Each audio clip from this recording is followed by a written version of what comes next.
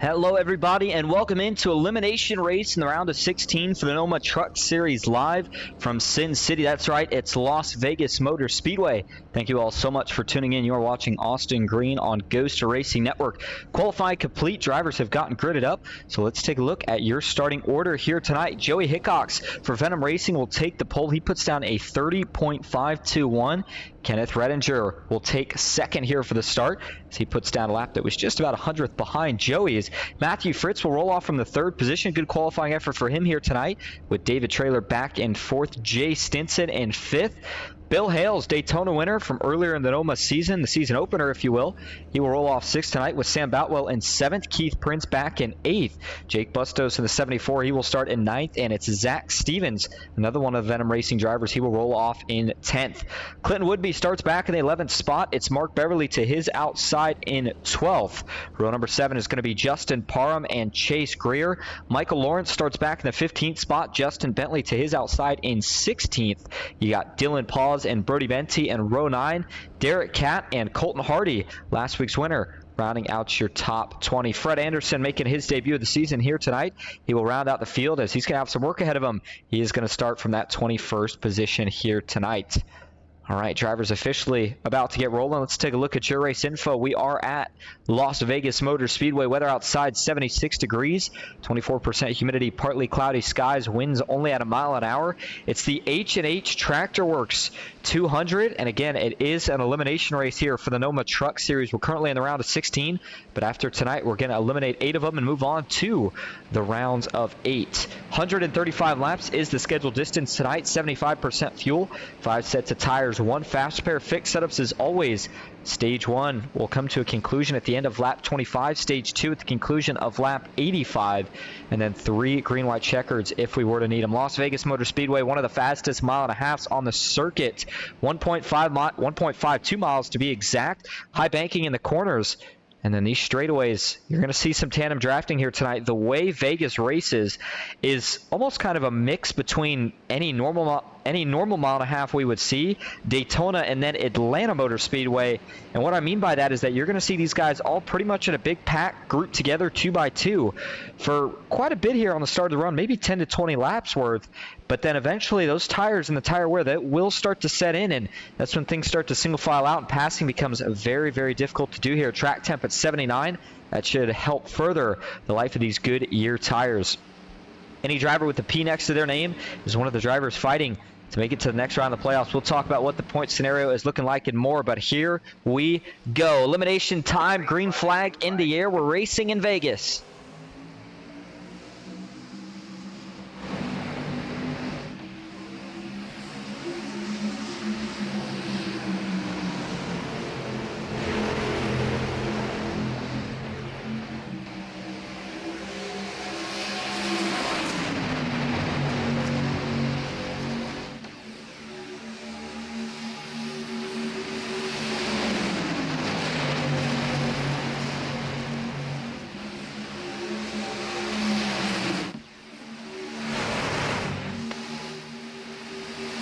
Lap 1 complete, and it is going to go to the 3 truck of Joey Hickox.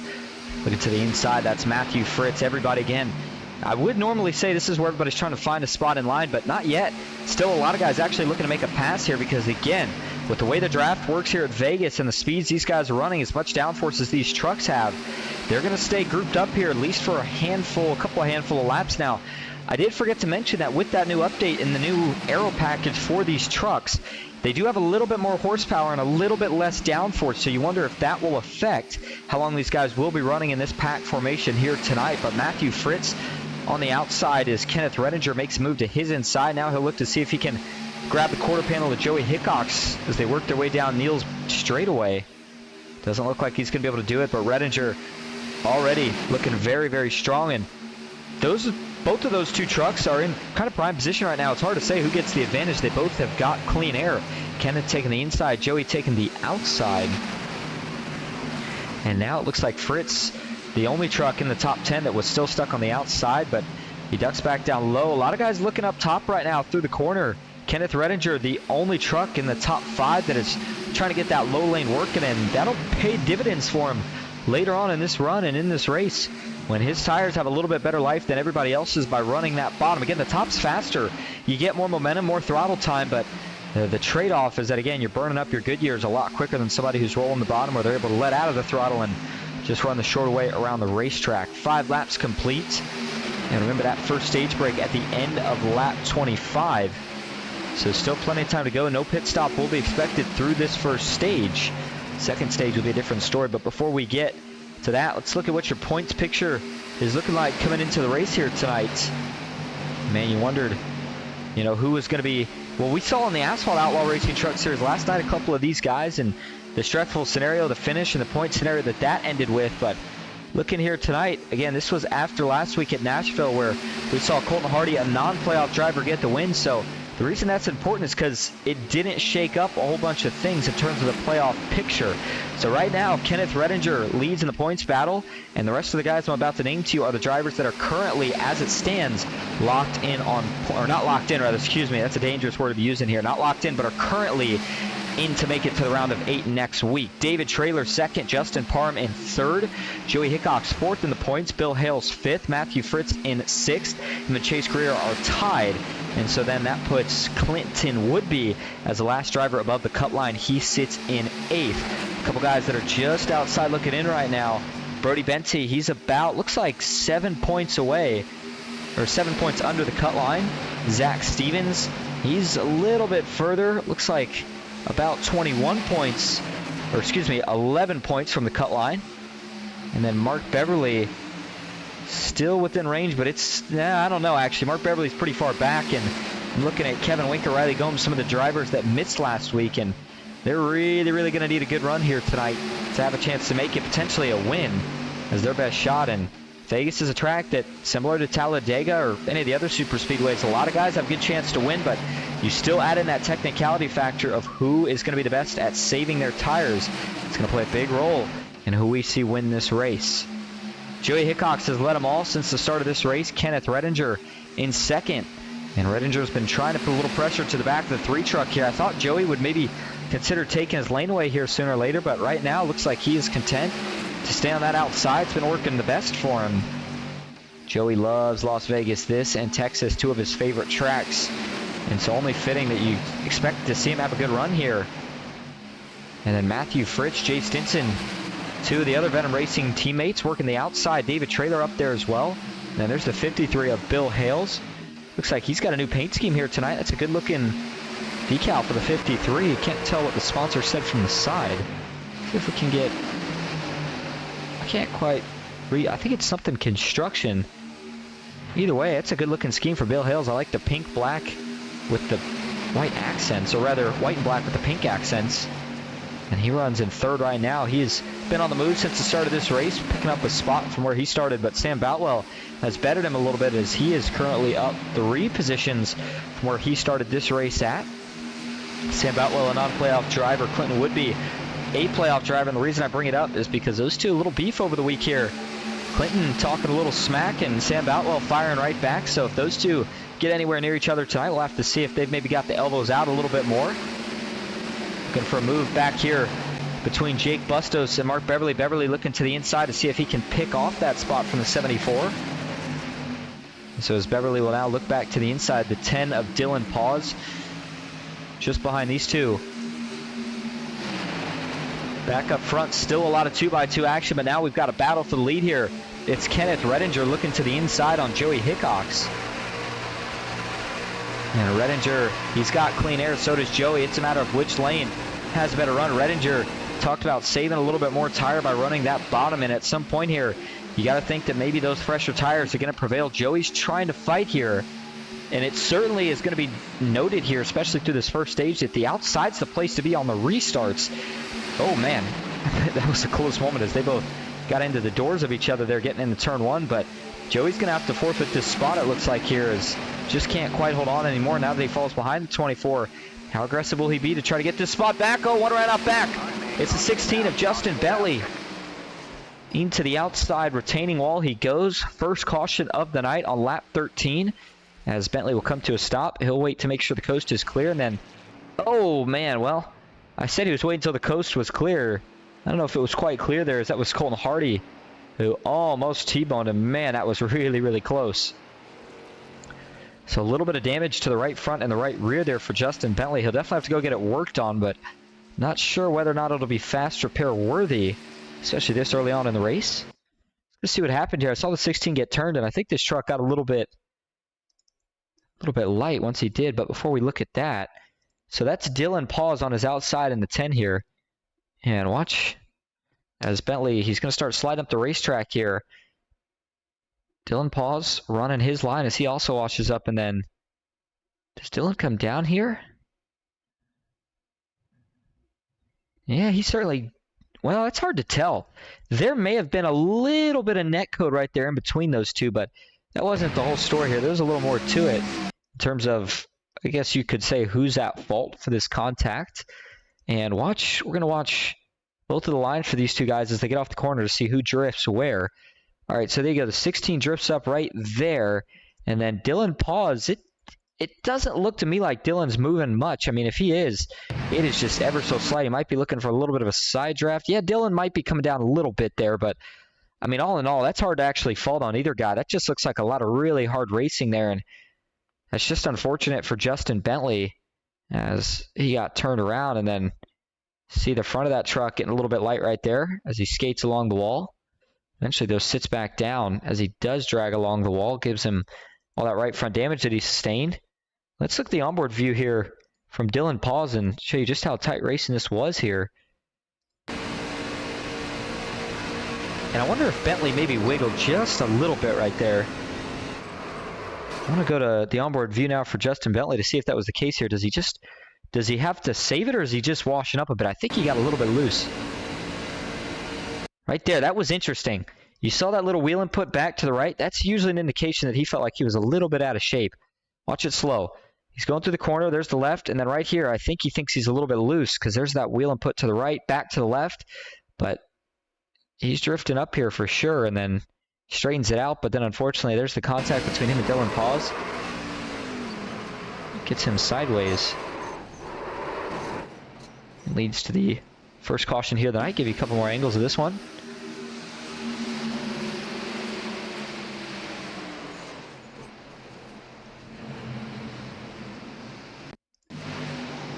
This is the view from the campers.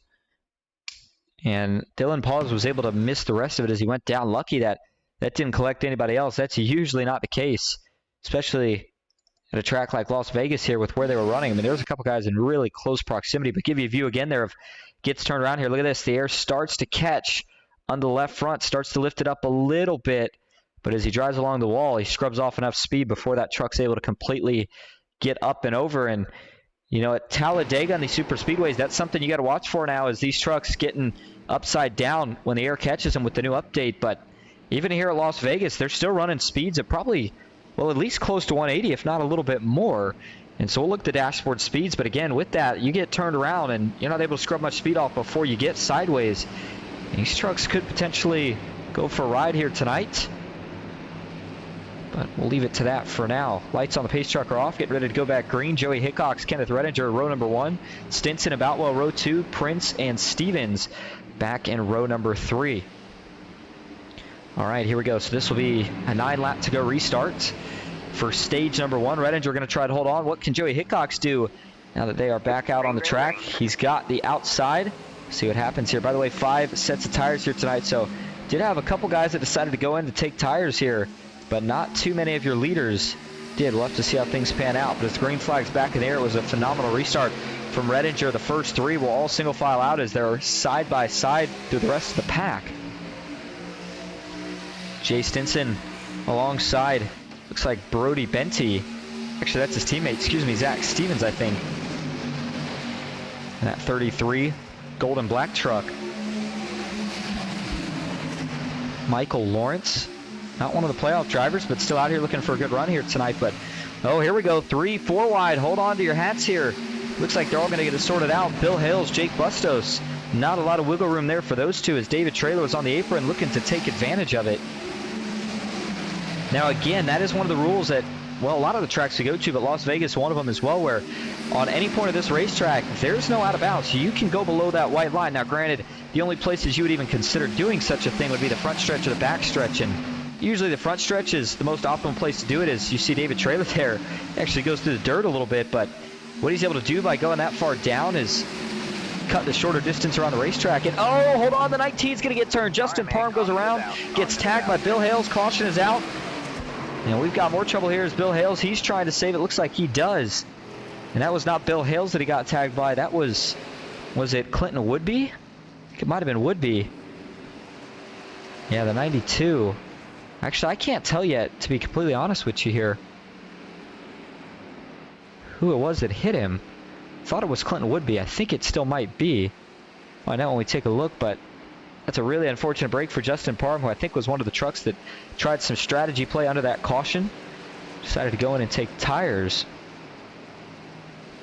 Let's go back and look at this one here as they get into the corner. There was a lot of aggressive racing back here. You almost knew something was going to give with all the 3 and 4 wide action, and finally does here with Bill Hales and Justin Parham as they get into the corner. Bill Hales, he's got a big run. I mean, you can see Bill Hales is actually washing up the racetrack a little bit here with that run. And that is 2 playoff drivers, so you know they're both out here going for it here tonight. But let's go to the cockpit view here for Bill. And does he just misjudge the run here? I think he does, yeah. I mean, you can see in real time that happened in a hurry. So, you know, you wonder, did Parham get loose? Was there a checkup? Was he saving tires? Let's see here. No, I mean, Parham's just running his normal line. Bill just had a massive run and just ran up on the back of him, got into him, and when he did, Rex on from there. Here we go. Watch this from a little bit of an alternate angle here as we'll go back to the aerial shot. And watch as Bill gets into him. That just turns the 19 around. Absolutely nothing Parham can do. Bill Hales gets pretty good contact there on the outside wall, and then here comes Clinton Woodby. Nowhere to go. He's going to get into the side of Justin Parham and then backs it into the outside wall. There's Colton Hardy on the inside there that you saw get tagged. This was from TV1. I mean, I don't think there's much to it. Nothing intentional by Bill, but it just got a little bit too big of a run into the corner. And, I mean, Justin Parham, he's not going to want to hear that because now he's got a damaged truck. Yeah, that was a pretty hard hit, too, into the safer barrier. He's got a damaged truck and going to lose track position. Probably feels like now he wasted a set of tires. So all the progress the 19 was going to try to make here is going to go out the window. This is the gearbox view. Watch again. Watch how big this run closes up, how quickly it does.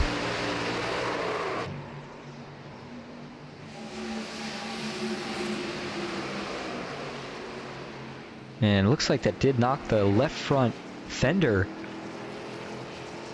off of Justin Parham's truck. So I think he's going to have to take his fast spare here in this one. And that's definitely not the way he would have wanted to start this race. But nonetheless, we'll see if he can get it patched up and get back out on the racetrack here. All right, back up front we go. Kenneth Redinger still being scored as your leader. Joey Hickox in second. Matthew Fritz third. Jay Stinson in fourth. And Keith Prince currently rounding out your top 5. As for pit stops and pit strategy, again, not too many guys that decided to go in. A couple of takers trying some strategy, and then of course the drivers that had to go in to fix damage as a result of that last incident. But the lights on the pace truck go off here, and we've already had 22 laps complete, so now looks like it is going to be a 3-lap shootout here to decide the stage. So if we get a caution at any point now until the end of lap 25, then that will officially end the stage, crown a stage winner. And there's a lot of guys that need points here in this stage, and I know we talked about it earlier, but we'll mention it again here. And looking at some of the guys who could really use those points that are at least, I guess I should say, in the vicinity here. I mean, I'm looking around. Zach Stevens, he's relatively close. Brody Benty, he could really use some stage points with where he stands right now. One of the guys who could point their way in but is currently below the cut line. Stevens in the same boat. But you look at a guy like Joey Hickox, who being there last week with a lot of drivers not showing up, he was the biggest gainer in the point standings. He jumped 5 positions. That means he went from 9th in the points all the way up to 4th. So again, went from, you know, just outside the cut line to well above it. And as a result, takes some of the weight off his shoulders here tonight as he's still alive in the fights for back-to-back NOMA Truck Series championships after getting the job done last season. Green flag back in the air. 3 laps to go in stage 1 at Vegas. Good restart from Kenneth Redinger. He's going to scoot away to a good lead before they get down to turn number 1. Joey rolling the outside with a teammate, Matthew Fritz, on his inside. Further back, a lot of aggression right now as these trucks still get up to speed. 3 wide, Mark Beverly trapped in the middle here. That's Michael Lawrence looking to the outside. On the inside, that's the 10 of Dylan. Pause. Uh-oh. They got into each other. It looked like just as they got into the corner, Dylan was trying to take a shallow entry. Maybe a little bit too shallow as Clinton Woodby, Justin Bentley complete the pass on Jake Bustos. Zach Stevens trying to push his teammate Jay Stinson around the 29 of Matthew Fritz. The 03 of Keith Prince on the inside there as well. 1.5 laps left in the stage as they're still 3 wide further back. And still in pause, David Traylor and Michael Lawrence this time, though.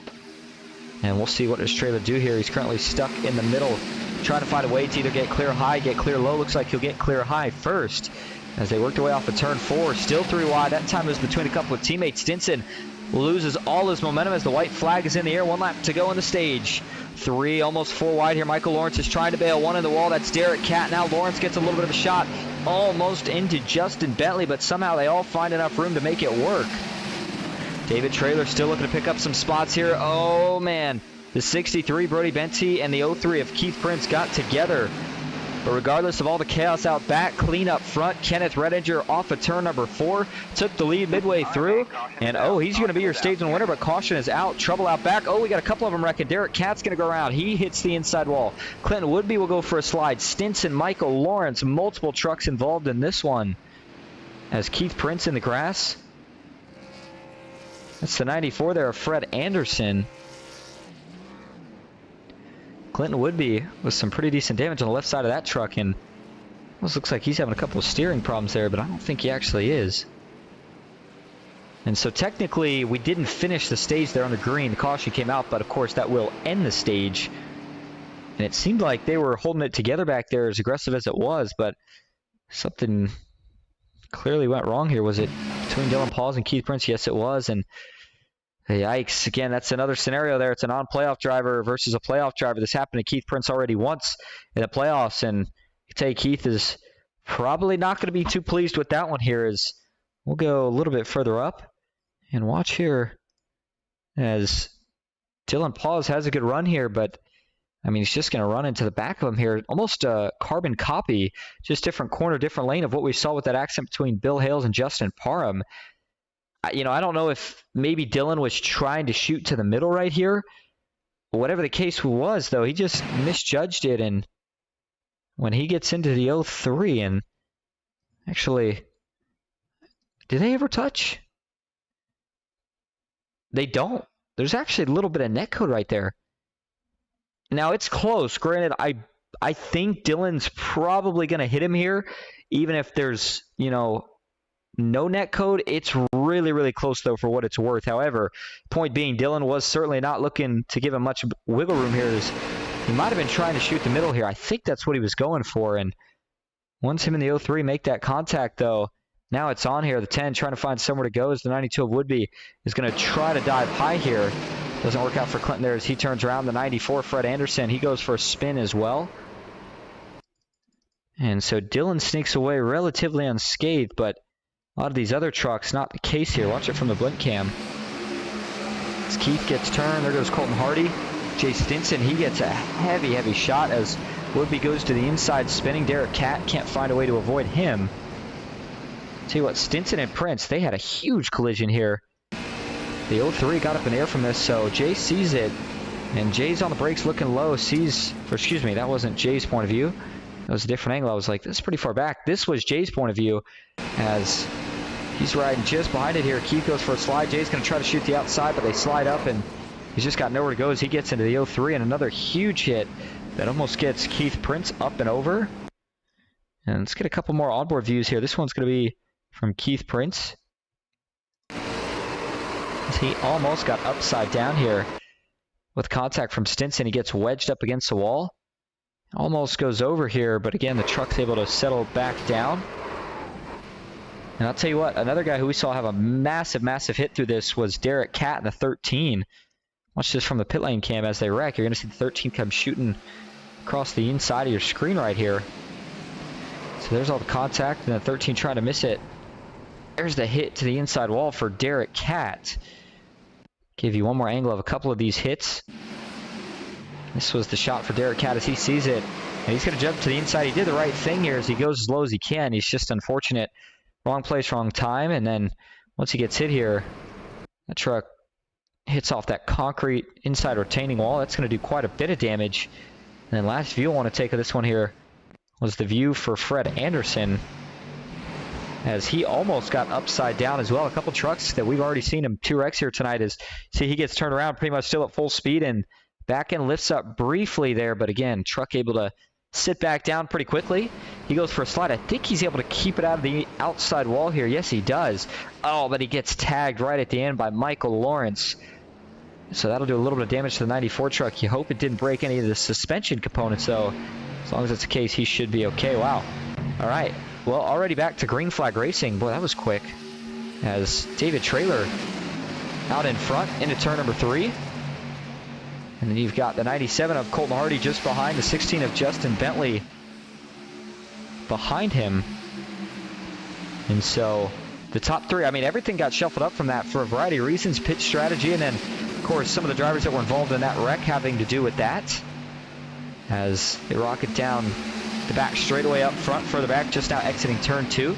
Let's look at some of the dashboard speeds that these guys are running here tonight. Again, the truck, a little bit more horsepower than it had in previous races, previous seasons after the new update. So down the front stretch here, they're probably going to hit near, if not quite, 185 miles an hour. If we go up front to where the drafting actions really happen, Colton Hardy getting a push, and you can see down into turn 1, he's at about exactly 185 miles an hour. By the way, Colton Hardy, don't forget, last week's winner, first win of the season. And man, if he could have been in the playoffs, that would have been a huge win for him. Unfortunately, didn't quite work out there, but certainly was excited to get that win, and he's got quite a bit of confidence now sitting behind him after getting that win. So now he's out here looking to see how many trophies he can collect for the end of the season. Oh, Bentley's going to get turned. Huge wreck. 3 trucks into the wall. Caution is out as Bentley's going to get tagged, or Bentley's going to tag Colton Hardy yet again. And they were 3 wide, and then next thing you know, they were all wadded up. Colton Hardy's trying to get back going. There's the damage for Bentley, and we had one more involved in this as well, and I think it was Joey Hickox. As, looking at the 3 truck here, maybe not. He may have just shot through the grass. So another caution here. Just 32 laps complete, 4th caution of the night, and here you go. It's going to be 3 wide, and it's not going to work. I mean, it's very doable here, so I shouldn't say it's not going to work, but it hasn't been working here tonight. I think that's probably the best way to put it right now, but watch this here. This will be Kenneth Redinger. They're 3 wide, and they just, I mean, the reality is they just run each other out of space. It's like a clamp, and it just keeps getting tighter and tighter here until they make contact. So watch off of 4 here. I think Bentley washes up just a little bit. He does, but I mean, in Bentley's defense, he's got to have somewhere to go here because, he's coming up off of turn 4, and it's going to be a natural tendency for these trucks to slide up. Now, I will say again, as we've seen in a couple wrecks tonight, I don't think these guys actually ever touched each other. I think there was a little bit of net code. There was, however, this was another case where, you can see from the momentum there for the 16. I think he's going to get into him either way here, even if there's not any net code. So you can't necessarily fault it too much on that in this case. And then there's the contact. It gets the 16 around. He initially gets up in the air again, almost gets up and over as the 24 Redinger takes a huge shot off the outside wall. Colton Hardy slides in as he backs it into the outside safer barrier. And so then it's the mad dash to just try to escape it, get around it if you can, and everybody diving just about every way on this racetrack, trying to find a way to avoid it. And saw Joey Hickox there. He goes through the grass to miss it, but he's able to dodge it, and it looks like the rest of the field is able to as well. Go to the onboard view here for Justin Bentley and watch kind of his perspective off turn 4.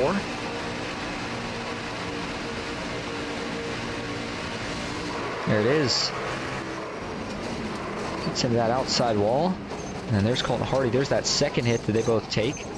As Bentley has now been involved in a couple wrecks here tonight. Certainly luck has not been on his side since the start of this race. And then this was the TV2 view. You can see just how big of a hit that was for Kenneth Redinger.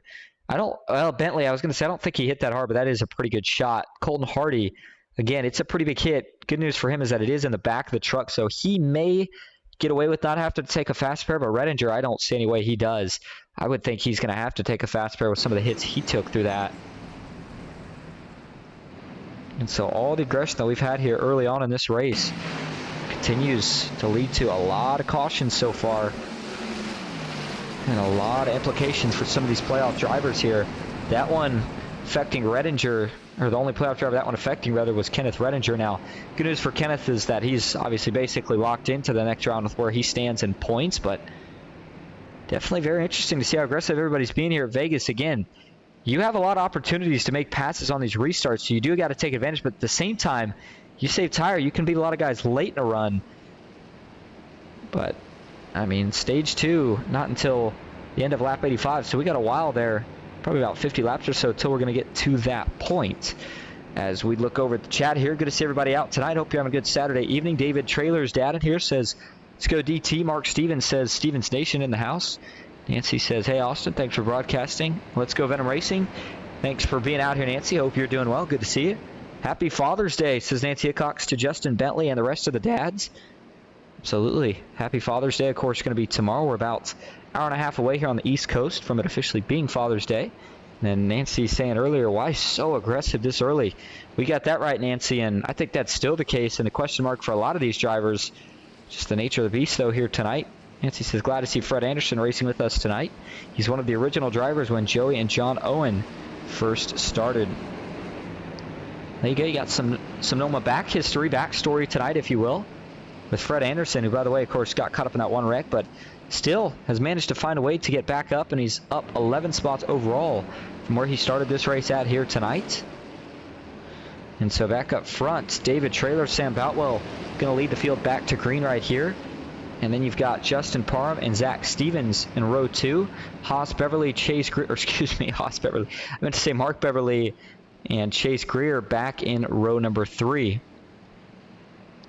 All right, so if we're able to go that way, or go that long, and that's a big if because we've had quite a few short-run cautions here tonight, but if we can make it long enough, I do believe that there will be a green flag stop here in this stage, as again, it's going to be 50 laps to go here in the stage when we take the green right here, and it's, well, it's going to be close on fuel, but I don't know if they quite have enough to make it at 75%. I mean, you figure, I'm thinking about the Cup cars here, maybe making it, I don't know, we'll say 60 laps.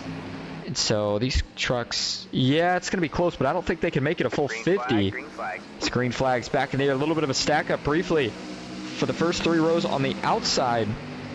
Looks like Mark Beverly's going to get the worst of that one, as the 97 is able to recover now. David Trailer dives down to the bottom of the racetrack through turn 1 and 2. Everybody going over the bumps. That's what causes these trucks to wash up through turn 1 and 2. They're really bad there, especially if you get into turn number 1. And then the bumps don't really have to worry about over here in 3 and 4 so much. Jake Bustos diving back to the inside of the racetrack. Fred Anderson on the outside. Matthew Fritzen. Everybody looking to pick up positions, but this restart, I will say, looking a little bit calmer than some of the previous ones have been so far here tonight. So good news for some drivers in that regard. But up front, the battle for the lead, it's not going to just settle down this easy, because once some of these guys on a little bit better, or not better tires, but everybody being on fresh tires, some of them, they get up here, they're going to try to challenge this 54 instead of riding in line right now. Sam Boutwell did just that to the 33 of Zach Stevens, made a challenge to the inside. Doesn't look like he's going to be able to get anything going, though, right now. 38 laps of 135 now complete. 2 on the inside, making 3 on the outside into turn 1. Stevens, Parham, and Chase Greer all yet to lead any laps here tonight. David Trailer has led about a handful so far, at least a handful in the green. A couple more than that with caution laps. Sam Boutwell has looked really, really sporty so far from, I'd say, just about the drop of the green. I mean, he came out here to prove a point here tonight. Talked about the beef, a little bit of a beef between him and Clinton Woodby over the weekend. Sometimes that's what you need as a driver to get you fired up, is somebody else maybe giving you a little bit of the business. And so Sam Boutwell coming out here, and if he could get a win, I'm sure he's going to have something to fire back out with Clinton Woodby. But Dylan Paul's going to get split here in the middle, 3 wide. Looking to the inside, that's Kenneth Redinger. On the outside, it's Fred Anderson. Full throttle through turn 3. Uh-oh, Dylan Paws, he's getting loose. Hold on to it here, Dylan. He's trying to save it. It looks like he does. That was another huge moment as Stinson and Colton Hardy had to check up there. and they lost a lot of momentum. Stinson tried to give Hardy enough of a push to get him back up to speed. And so still all the action out back, but how about the action up front now? 3 wide, Brody Benty. He's got a choice to make. Oh, he's going to turn Boutwell. Boutwell's going to go around. Huge hit off the inside wall. The 47 slides, trying to lock it down. Everybody else is going to miss him. Caution is back out for the 5th time here tonight. I think everybody else missed it. They sure enough did. But Sam Boutwell's got pretty good damage from that one. As you see, the right front fender is torn off. And he got some help on this one. I mean, there wasn't much more to it. Brody Benty here, as they come off turn 2. Well, there was already some contact, actually, before the contact that ultimately led to the wreck. But watch this here. As they're coming up off of turn 2, Sam Boutwell just a little bit of a wiggle, and he gets up into David Traylor, goes down the racetrack, and then Brody Benty here is going to try. And then as he does so, watch this.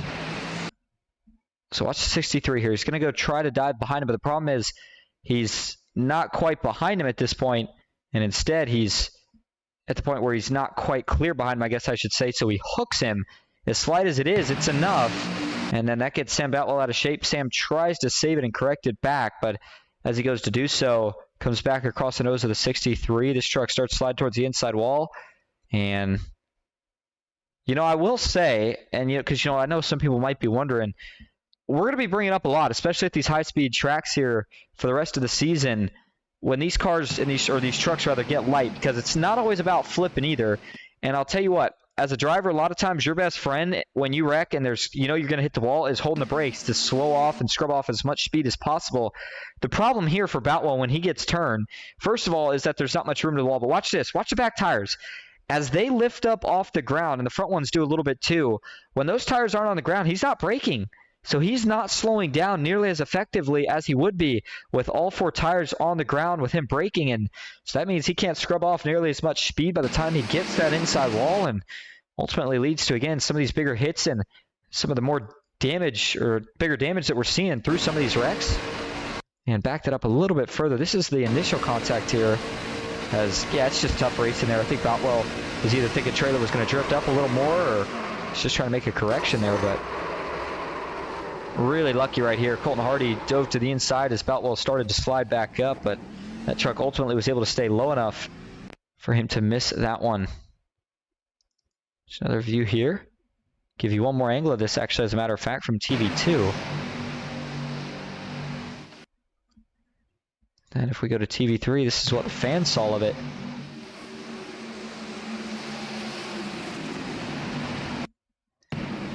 All right, so as we go back live now, up front, Zach Stevens being scored as your leader, Justin Parham second, Chase Greer in third, Matthew Fritz in fourth, Bill Hales fifth, Jake Bustos in sixth, Mark Beverly back in seventh with Kenneth Redinger in eighth, Fred Anderson ninth, and Michael Lawrence rounding out your top 10. Lights on the pace truck are still on, so going to go at least one more round here. If you've got your early picks of who you think is going to win the race, let me know in the chat. Once again, appreciate everybody tuning in. You're watching the H&H Tractor Works 200 for the NOMA Truck Series, round of 16, race 2, elimination race. Next week, we head to the round of 8. And actually, while we have a caution, brief moment to bring up what the remaining of the schedule is looking like. And there's not much left, and you see it there. We just did Nashville last week, this week at Vegas, and then next week for the round of 8, we get things kicked off at Chicagoland, and then we'll head to Kansas for the second race in the round of 8. After that, the Championship 4, July 6th. Make sure you tune into that one. Going to be a good one. Texas Motor Speedway, 140 laps. And again, Joey Hickox, the champion last season. He loves that track, so we'll see if he's able to maybe go back-to-back. I think if he gets, obviously, to the Final Four, he's going to have a great shot at it.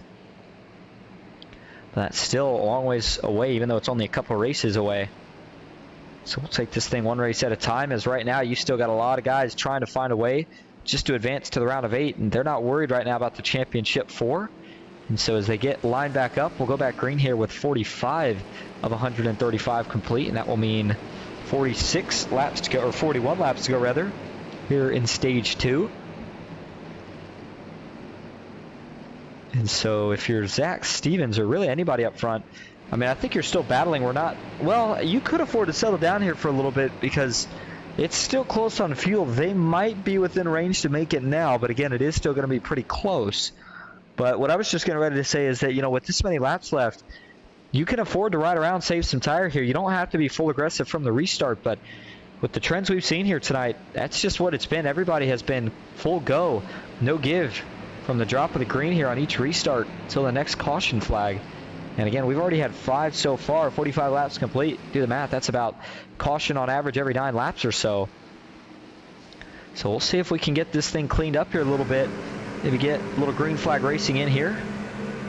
As we look out the left rear cam here for Zach Stevens as we watch for this restart, see just how big of a jump he's able to get right here. Working into the Geico restart zone. There it is, green flag back in the air. Oh, I said it was. That was actually the downshift. Now the green flag is back in the air for Zach Stevens. He got a pretty good restart. Not the best one, though, that we've seen all night. Nonetheless, though, he'll be able to get clear of both the inside and the outside line before they get down to turn number 1. Stevens will take the lead. Chase Greer is going to slide into second. Parham fades into third. Jake Bustos side by side with Mark Beverly off of turn 2 down the Neal straightaway. They go everybody up to speed. No 3 wide just yet. And if you're in the back at this point, I don't know what the strategy call is. I mean, do you try to climb your way to the front to get away from the chaos, or do you maybe just sit way back right now and assume that we're going to have another caution, try to miss the wreck, and then go to the front? I mean, it has just been pretty much nonstop action in just about every aspect of this race since the drop of the green. And just like that, Venom Racing is going to slide into the 1, 2, and 3 positions as Matthew Fritz picks up that 3rd spot from Justin Parham, at least briefly. Looks like Parham fighting back on the outside. Now Jake Bustos maybe looking to the inside there on Kenneth Redinger down into turn number 3. He's going to bail out of it as Sam Boutwell looks a lane up on the 31 of Stinson. He'll get an arrow push from Derek Catt. And side by side at the line for 3rd, but single file for 1st and 2nd. That's a 53 of Bill Hales. He sits top 5, still up a position from where he started, but Justin Parham is now your 2nd biggest mover in the top 10 as he's up 12 spots from where he started, and Fred Anderson is currently your biggest mover in the top 10 as he is up 12 positions from where he started this race at, and was just in the middle of 3 wide, so he's continuing to try to make his climb towards the front of this field. And still plenty of laps to go, not only in the race, but even in the stage. Again, if we're going to see a green flag pit stop, then you know at some point these guys are going to have to single file out, try to calm down for a little bit and just tick off some laps. But, I mean, the restarts, they've been brutal here tonight, and that's just kind of a result of what this package is, where everybody can stay this close together for this long, and you want to take advantage and you want to get to that clean air position so that when the tires do start to become a factor, you've got the best handling truck of anybody in the pack. And so as it stands right now, Zach Stevens is looking to go with the win and you're in mindset here for tonight. I say win and you're in, but he's just looking to get a win. I mean, the reality of his situation, at least for points right now, is that he might need a win. He sits 10th in points. He's pretty far back. I mean, he's going to need some help here. Stage points are certainly something that would help, but a win would eliminate pretty much any concern, I have to believe, for Stevens. And he continues to fight him off, and boy, they are getting rough and rowdy behind. 3 wide, Justin Parham on the outside. He's got a teammate all the way on the bottom, Kenneth Redinger, and then Matthew Fritz for Venom Racing. The odd man out as he's stuck in the middle here. And Fritz is going to continue to try to stay in that lane, though. He does not want to back out. Feels like he's got enough position and potentially enough speed in that middle to try to make something work, but whatever it is, it's not going to work for long as the 50 or the 29, man, him and the 53 almost got together right there off of turn number 4. 51 laps now complete here in Sin City. And so as the action continues to go on and these guys continue to stay aggressive, we're going to take our first break tonight. We'll go side by side so you don't miss a thing. Stick with us. We'll be right back at Las Vegas.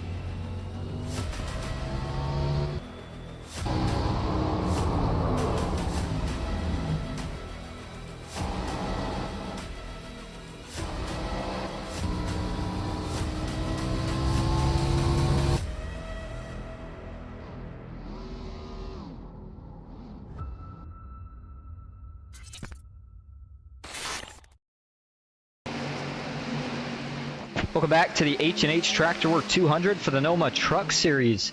No change for the lead while we were away. Zach Stevens, still your leader here at Las Vegas, and he has figured something out here. And I think part of the thing that's helping right now is that he is staying committed to that bottom lane. He's got clean air, so that helps him out enough to not have to worry about the momentum on the outside beating him right now.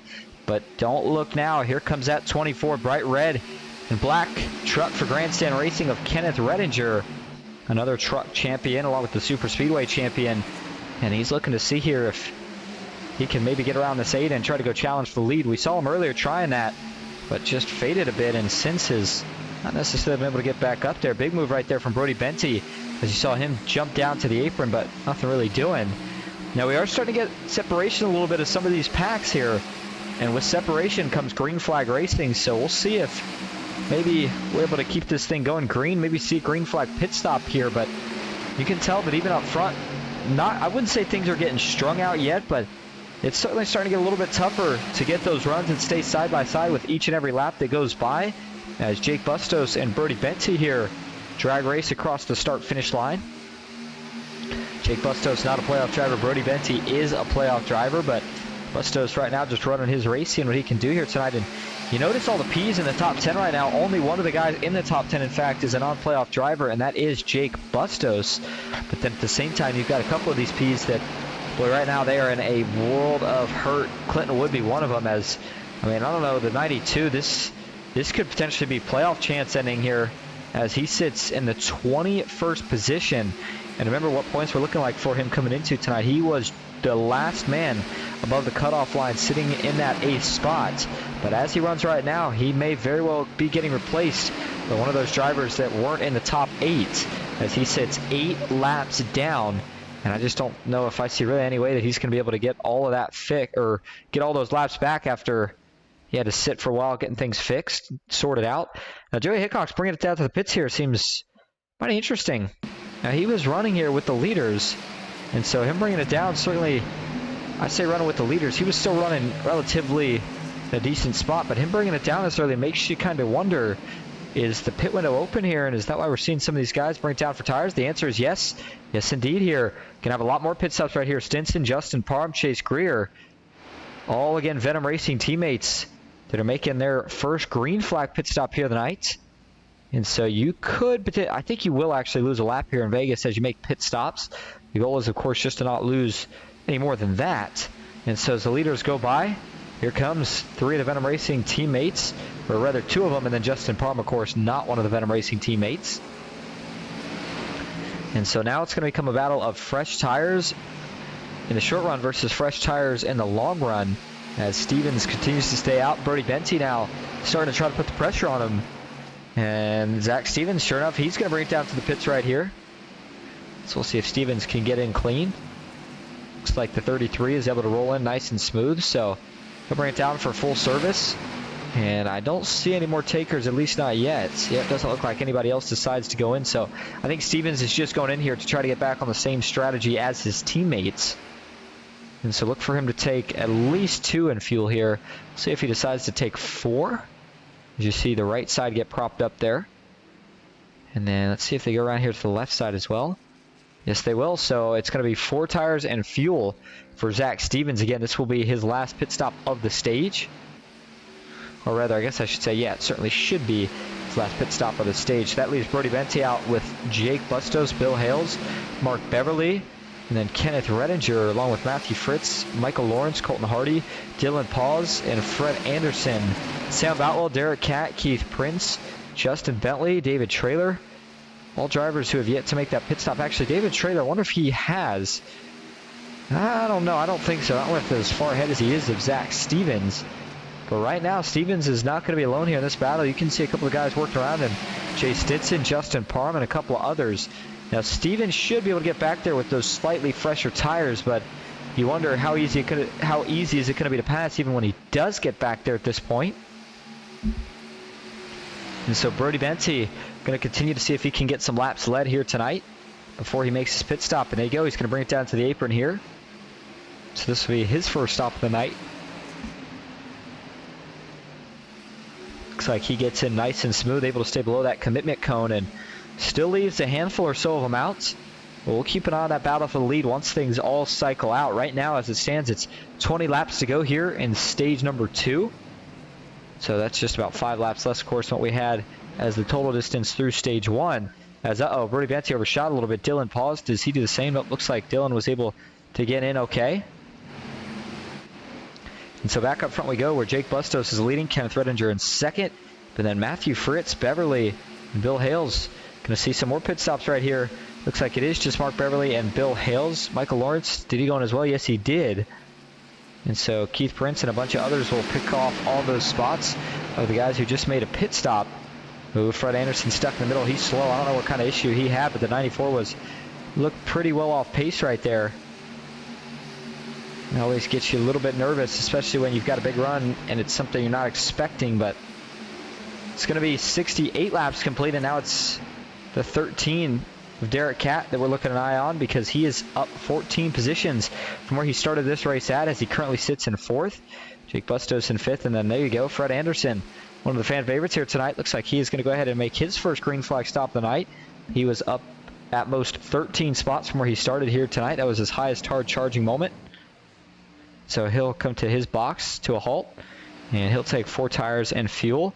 Now, if you waited this long to pit, that's the only time I think maybe the strategy's open a little bit to take 2 tires. But if you have to wait on fuel, even if you take 4 tires, then obviously it'd be silly to not take them.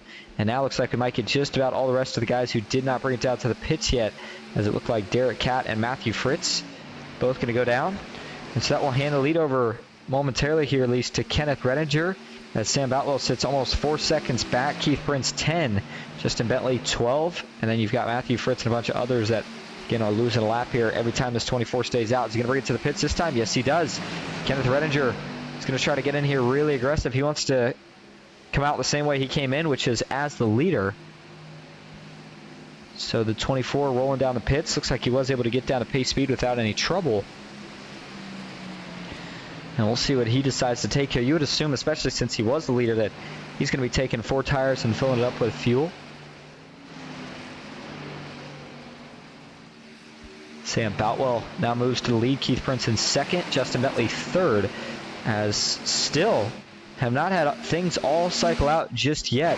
Redinger continues to sit in the pits. Well, I certainly didn't think that Kenneth got a speeding penalty, and yep, no, he didn't. For a minute there, I was starting to get a little nervous. I was getting ready to say, I mean, we're not seeing a move yet here on the pits. Not sure what's going on, but that would have been a really bad break, as David Traylor right now runs all by himself in that 4th spot. In fact, 21 seconds behind. So that first green flag stop tonight, it certainly separated the men from the boys, and it created a couple of interesting scenarios that everybody's going to have one more kind of free pass out of with this stage caution. But David Traylor, again, going to be looking to see if he can improve here in stage number 3. As we have 72 now of 135 laps complete. Keith Prince in 2nd, the highest running position he's been in all night. But I just can't get over all the separation that we've got right now. I know that there's still guys who, of course, haven't pit and guys that have pit. But, I mean, Traylor and Parham, I thought would have been a little bit closer than they are for 2 guys that could potentially be battling for the stage win here. But Traylor seems to have found something right now. He is on rails, as he again tries to track down right now what is a 12-second lead between him and Justin Bentley, and then goes even higher than that as you go to Keith Prince and then Sam Boutwell, who of course is leading this race. So Parham now, who had trouble earlier, got involved in that first wreck, is back to being up 8 positions from where he started, as he rolls in 5th for the moment. And the 47 of Boutwell, again, still going to have to make a pit stop. It's just each and every lap becoming more and more of a question of when do you make that stop. Looks like not that time, as he decides he wants to stay out for yet another lap. Come back a little further here to the gearbox view for Chase Greer, as he sees Justin Parham, or rather Jay Stinson and Zach Stevens. Look like they were doing a little side-by-side right there. Or maybe that was David Traylor. Point being, where Traylor runs right now, I think that he actually may have, well,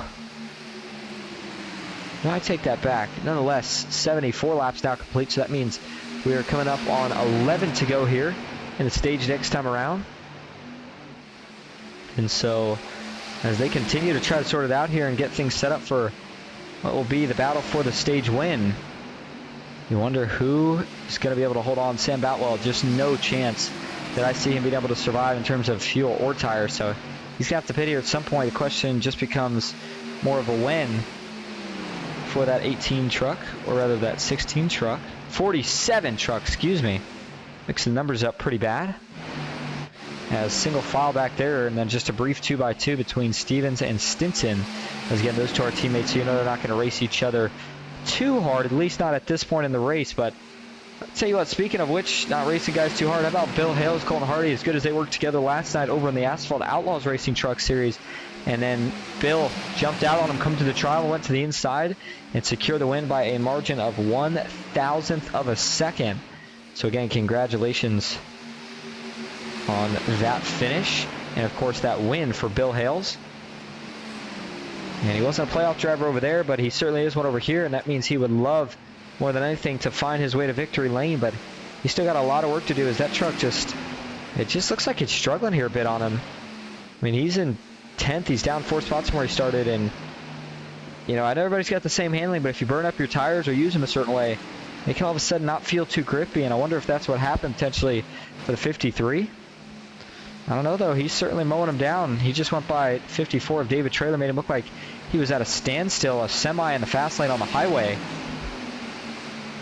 But as he's gotten around, the 97 of Mark Beverly does the same. And so you wonder if there's a little bit of short pitch strategy that's potentially going into the decision here for that final stage. And we still got time, of course, before that decision will be made. But the 53 of Bill Hales, still keeping an eye on, because he's still hanging around the top 10, down 3 from where he started. But top 10 run is nothing to be ashamed of. It's just a matter of what do you need for points. But right now the top 2 are non-playoff drivers, so they're not going to affect the points. So if you're somebody who just doesn't want to see one of the wild cards win it, and you're behind one of these two on that last restart, that's who you're trying to help out. But right now it's just everybody trying to find a buddy and work with them. That's a very, very tough thing to do here this late in the race, but it's going to be 79 of 135 laps complete. And so we are well over the halfway portion of this race. And we are approaching stage 2 here in just about 6 laps from now. And as we go back through the field and see what's going on, Kenneth Redinger way back, not sure what happened to him. Clinton Woodby still multiple laps down. And then you've got Justin Bentley coming out of the pits. Fred Anderson in 19th, Derek Catt in 18th. Kenneth Redinger in 17th, Dylan Pauls in 16th. Jake Bustos 15th, David Traylor in 14th, Michael Lawrence in 13th. Colton Hardy 12th, Brody Venti in 11th. You've got Matthew Fritz in 10th, Mark Beverly in 9th, Bill Hales in 8th, Joey Hickox in 7th, Jay Stinson in 6th, Chase Greer in 5th, Justin Parham 4th, Zach Stevens in 3rd, Keith Prince in 2nd, and Sam Boutwell currently sits in 1st. All right, 81 coming to 82. That means it'll be 4 laps to go here in stage number 2.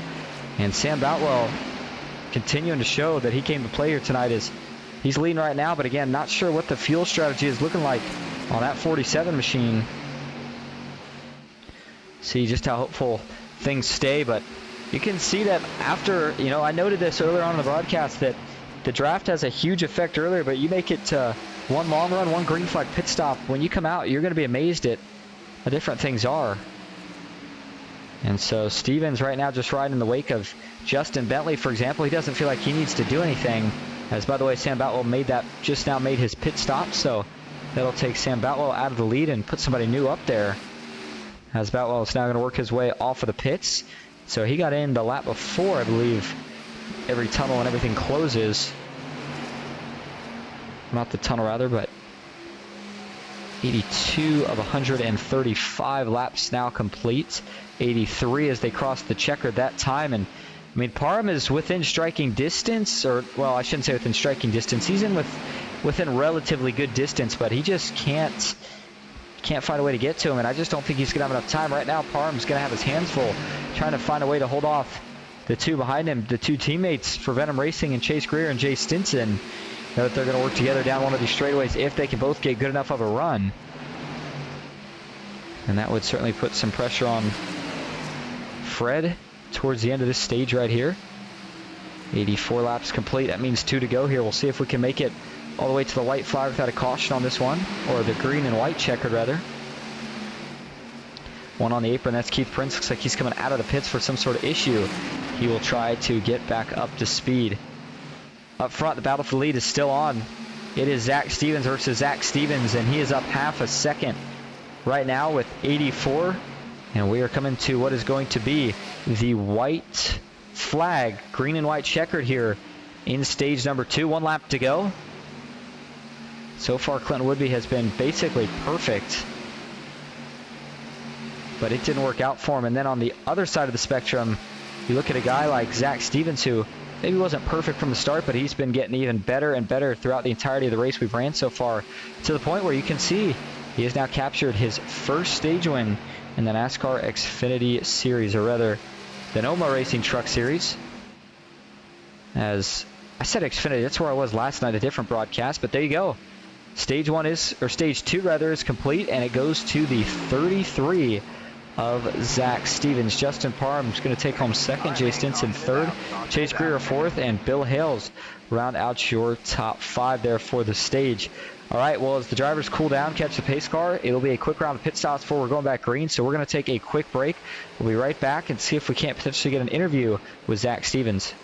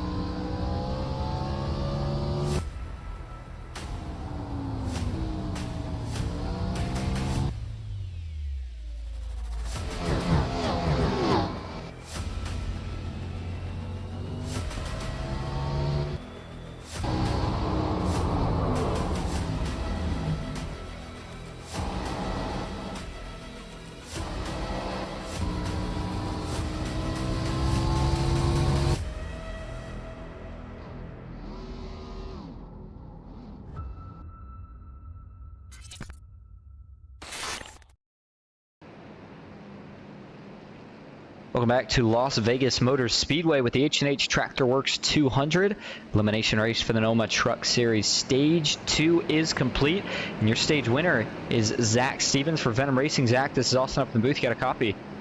I got you, man. All right, well, hey, you got the job done there and looked really fast. First time tonight that we've really seen anybody be able to kind of control the field, even that early on in a run. What was it that you were doing differently than everybody else there?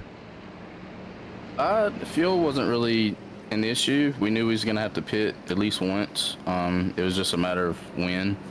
I stayed out a couple laps longer than them. I was scared if you pit too early, the caution was going to come out, and you was going to get stuck in traffic and a lap down and everything. I just wanted to make sure I got as many points as possible. But lucky enough, caution didn't come out, and truck seems pretty quick tonight. I've been saving tires pretty good, so hopefully we can keep doing that the rest of the night and get a good points night and lock ourselves into the next round. Well, you mentioned points. I mean, we've been looking at points all night. You came in 10th in points, but certainly the stage point's going to help out a lot with that. You know, are you kind of doing points in your head here, or do you just want to still try to go for the win and not have to worry about pointing your way in? I'm not trying to do it in my head. I'm just trying to get as much as I can those first two stages. I think for the first stage we got 4th, and obviously we won that one, so that helps a lot. Just going to try and get the win here. Tires are feeling pretty good. I know a lot of people are getting tight, especially aero tight behind people, so gonna try and get the lead right here and maybe control the race a little bit and see how this thing plays out. All right, we'll see how it plays out. Well, we appreciate you talking to us, Zach. Again, congrats on the stage win, and see if we'll see you in victory lane later. I hope so, man. Appreciate it. There you go. All right, Zach Stevens. So he's, you know, kind of in that same boat that we said earlier where forget the points. If he can win, he wants to win. And that's interesting. I mean, that's a great feeling to have as a driver when everybody else is complaining about handling and you're not having really any issues now. To be fair, clean air certainly helps with that, and he's going to have to fight pretty hard for it if he wants to keep it here off the restart. He's going to be going against Justin Parham, who sits on the inside right now for this restart. And then Zach Stevens second, and then back in row 2 is Chase Greer and Mark Beverly. And you've got Jay Stinson and Joey Hickox in row number 3, those being 2 Venom Racing teammates. We'll see what they can do. Venom Racing, in fact, has quite a few of the top 5 spots locked up here, 3 of them actually, and then 4 of the top 6. So here we go. Final stage. It's a bit of a shorter one. We'll see what happens here. Looks like it's going to be 45 laps to go. And stage 3 and the elimination race is underway here at Las Vegas. And it's a good restart for Justin Parham. He's going to be able to get clear by a couple car lengths over Zach Stevens before they get down to turn number 1. Stevens was not quite able to get clear of his teammate there, Chase Greer, as they got down into the corner. And as a result, he is still stuck on the top of the racetrack. He seemed like one of the guys that liked it being down on the bottom of the racetrack, but again, can't do it yet. Now, Chase Greer, as it stands, he was good in points, and so if he can have a decent finish here tonight, I think he'll be good to make it to that next round. But if anything happens, that could change things. His caution is out. Trouble further back. Huge crash, as we have got debris and parts flying everywhere. Can't tell who it's from exactly. Is it Colton Hardy? Yeah, he's certainly missing a couple fenders. Brody Benty was involved. I think, was that the brunt of it? Fred Anderson. Looks like the side scuffed. I don't know if that was from this wreck or something different, but Colton Hardy immediately towing that 97 truck to the pits. So this caution will put us to a restart with closer to 35 laps to go, maybe more towards 40 actually. But let's see what happened here. We'll go to the chopper view first. And oh, somebody's going to get turned around here. Is this going to be similar to what we saw earlier? No, this is a little different here. This looks like it's going to be Colton just getting loose. Watch again from the chopper view here as Hardy gets into the corner. Well, that was weird the way that truck jumped out. As watch how he turns in the corner. In fact, we're going to go to the onboard view first for this one, and watch the way he gets into this corner. Well, actually, the truck just kind of jumped sideways off of him. And so, you know, I got to think that that's just a byproduct of cold tires. I mean, they just had a restart, everybody taking fresh tires, and sometimes it does take a lap or two for them to get up to temperature. And I think that in this case, Colton Hardy just, I mean, because the truck looked really stable, honestly, going in the corner. But then, I mean, all of a sudden, really kind of out of nowhere, it just snaps loose on him and goes basically straight down to the apron. Once it does that here, we'll play it slow. Right there, as he crosses the seam, the back end just starts to swing around. And when it does, it's on. He goes down to clipped apron. And then as he comes back up here, is he going to miss Bill Hales? Yeah, he's trying to save it. Starts coming back down. Brody Benty's trying to check up. But then the 12 of Michael Lawrence arrives on scene. He gets into the 63. That gets him into the 97. And now the wreck's on. Watch this Colton Hardy. He's trying to save it, but he's going to unfortunately overcorrect here. And as he goes into the outside, he takes a huge hit. Look at that thing get up in the air. That was Derek Catt that flew in with nowhere to go. And then the 47 of Boutwell just barely is able to miss this one, as Fred Anderson there at the end, is he made contact touching with a 63. Let's take a look from the blink cam. Watch Fred Anderson looking to sneak around up top, and at 94 did make pretty heavy contact, so that would certainly explain that one. Watch the full cockpit view here, this again for Colton Hardy. Again, that was a massive hit for this truck. Got all 4 tires up off the ground. Let's watch it from TV2 here. There's that overcorrection, and look at that. Man, destroying Derek Katz's truck, and along with Colton Hardy's, of course. And then the other big hit in this was, of course, Brody Venti and Fred Anderson. So we may have 4 trucks due for a fast pair, and I don't know how many of them still have one, because we've seen quite a few cautions here tonight, as Jake Bustos might have tapped the 63, but I don't think he got too much damage. It's mainly going to be limited to the 94 and the 63, and then the 97 and the 13, based off everything we saw with that one. And one more look here from the rear chase cam. And we'll go back to Colton Hardy here. And actually, this will show you a good, kind of a good angle of this truck getting loose. And watch his hands, too, at the same time. So watch as he turns into the corner here. Maybe he hits one of those bumps going into 3. Gets out of it, trying to save it. But just can't quite do it. And then the overcorrection. There's the big hit into the safer barrier for Colton Hardy. And so leads him to his first fast pair of the night. But I don't know, he either may have already used one, and actually, yeah, he might have, because he did back that truck into the wall earlier, so that may have unfortunately marked the end of the night for Colton Hardy, as he again continues to sit in the pits. Meanwhile, up front, we'll see if the lights on the pace truck go off this time. Let's see here. They sure enough do, so that means we get the 1-to-go signal, and it is Justin Parham and Chase Greer who will line up in row 1. Zach Stevens, Jay Stinson line up row 2. Then Mark Beverly and Joey Hickox back in row 3. Matthew Fritz, Bill Hales row 4. Dylan Paws and Kenneth Redinger rounding out your top 10. So now it'll be a restart with exactly 40 laps to go here. And it's close, but that's still too many laps to make it all the way, at least from what we saw in that second stage. And with one of the restarts we had, where we had 40 to go, and then we went green from there. So there should still be a pit stop expected here. And then the question is going to be, what strategies do people go with? Stevens, who led majority of stage 2 there, he went with the long pit strategy, and it worked out for him. So we'll see if some people try to adapt and kind of try to copy that strategy, if you will, or if guys still try to short pit it, jump ahead, and we'll have to see what happens here.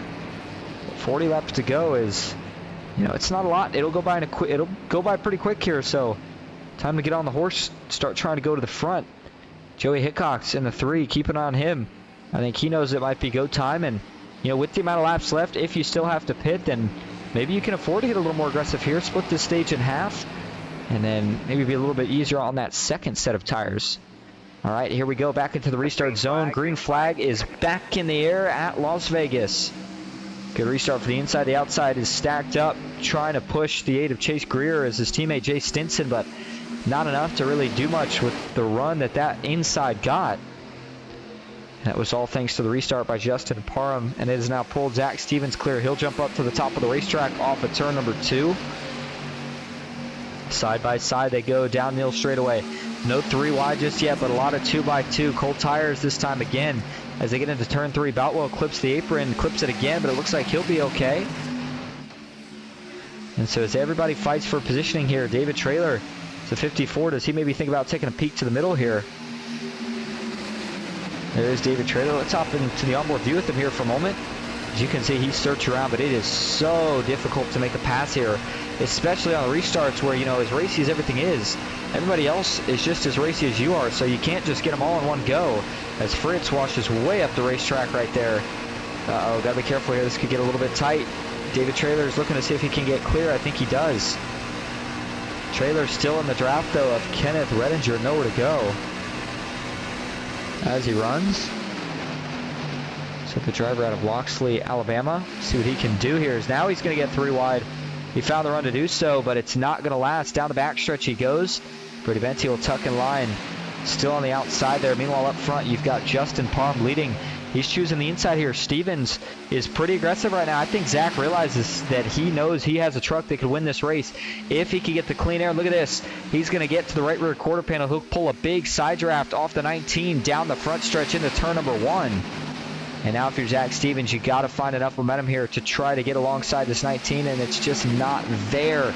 Oh, he's going to have a big run, though, here. Can he get enough to get clear for a crossover? He will not. So as they go through 1 and 2, Stevens now going to draw back to side-by-side with his teammate Chase Greer. Who's Jay Stinson going to work with? Looks like he's going to choose to go to the bottom of the racetrack, 3 wide, just a position back.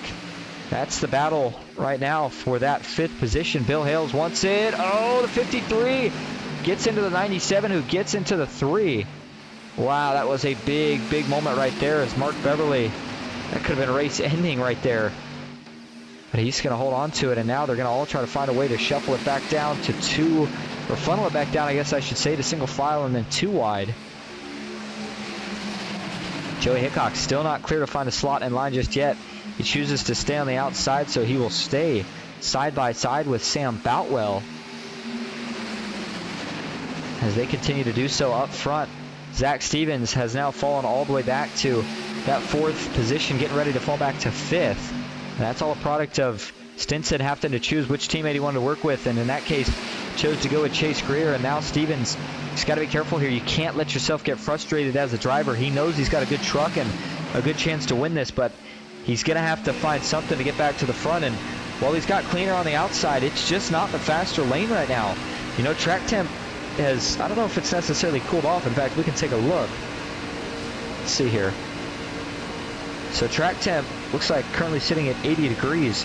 Yeah, so I don't know if that's necessarily cooled off, but as we go into the night, air temp certainly has, actually that hasn't cooled off much either. It's just time of day that's changed. So I don't really know what the deal is then for why this outside is fading the way it is. But I mean, Zach Stevens couldn't make anything work there. You wonder if maybe he was saving a little tire, but here we go. Battle for the lead is back on, and guess who? This time it's Jay Stinson as he's looking to go for the lead for the first time here tonight. And the Rhino Linings 31 Chevy Silverado couldn't quite get clear of Palm that time, but he's got a decent run. He's going to try to get it here into turn number 3. Stinson diving it in really, really deep into the corner here. He's going to try to slide up. Not quite able to do it. And him having to bail there is going to give the 19 of Palm a huge run. No side draft needed as Stinson now starts to get the momentum back into turn 1. Again, this inside, not necessarily the preferred lane, but Jay is trying everything he can here to get clear of Palm. He just cannot quite do it. So with 104 of 135 laps complete, the battle for the lead is one that could potentially determine the winner of this race. As again, each lap that goes by, that clean air becomes more and more important. Stinson knows that, again, if he could grab this spot here, he could have a very, very big shot at advancing to the playoffs, because what he needs, what he really needs here tonight is a win. As I'm looking back here, yeah, Stinson sits in 13th, so he needs a win. That's all there is to it, and he sees the light of day just in front of him, but Parham, got to give him props. He fended that battle off there for about 2-3 laps, and he's able to prevail as he gets back clear. Now it's Bill Hales who's going to try the slider. Oh, man, Jay Stinson. Oh, man, they're going to get into each other again down the front. Stinson and Bill Hales beating doors down the front stretch here at Las Vegas. Bill going to try the slide job. I think he's got it this time. Yes, he does. Bill Hales will move up the racetrack. Stinson's got to run. Problem is, I don't know if he's got anywhere to necessarily take it here. And so he'll stick behind the 53 into turn 3, gives him a little shot. And 4 laps, we're going to already be with 25 to go. And I still wonder, when do we see potentially that last green flag pit stop? Stinson has fallen back now to just in front of his teammate Zach Stevens, who looks like he has now started to settle back in and is trying to recover as he sits in 4th. And again, you don't necessarily have to get this pass done if you're anybody in this top 5. In fact, you don't need to get too aggressive right now. Just stick close to the leader. Again, the pit stop does not determine the race. If you follow the same strategy as the guy leading the race per se, as long as you stick with him through the pit stop, you can try to pass him after when you got fresh tires again.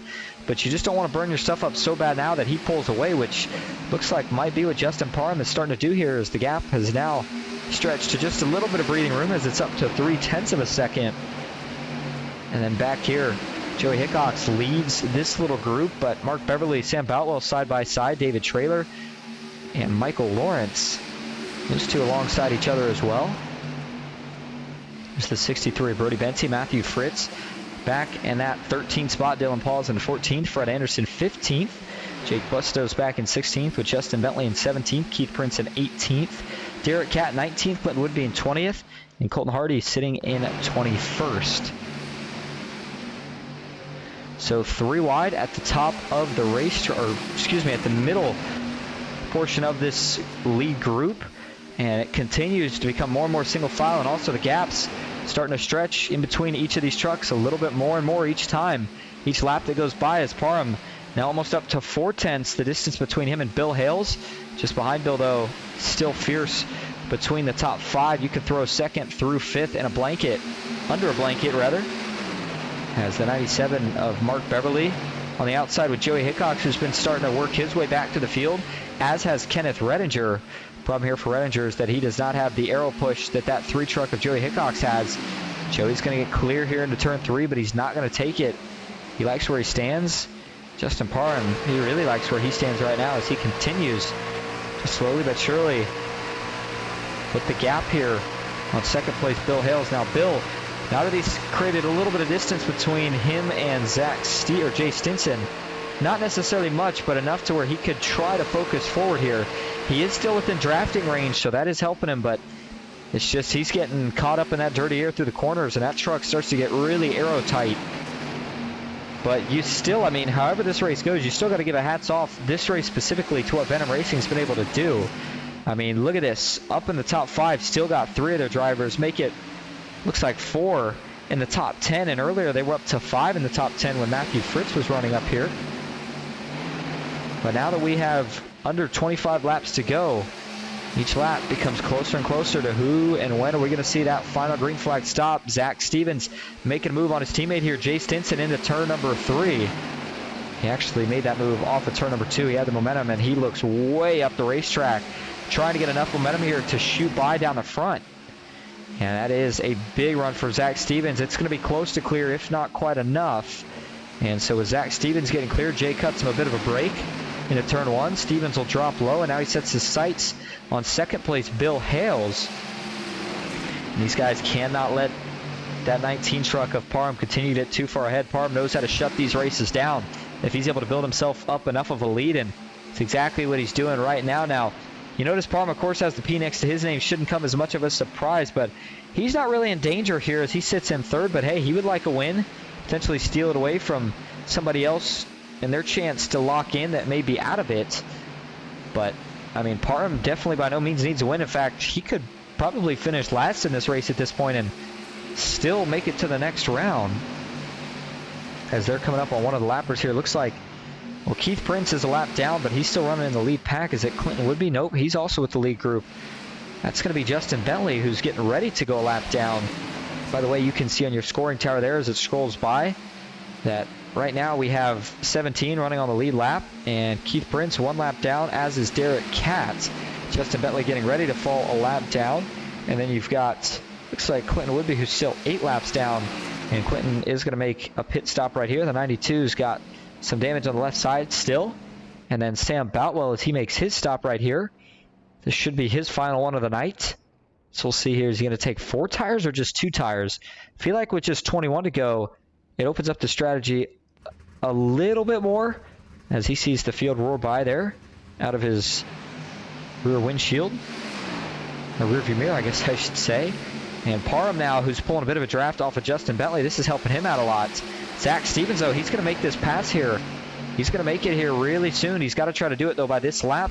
And this is big for Stevens, because if he can get back to 2nd, he's going to just try to close this gap on Parham as much as he can before that pit stop.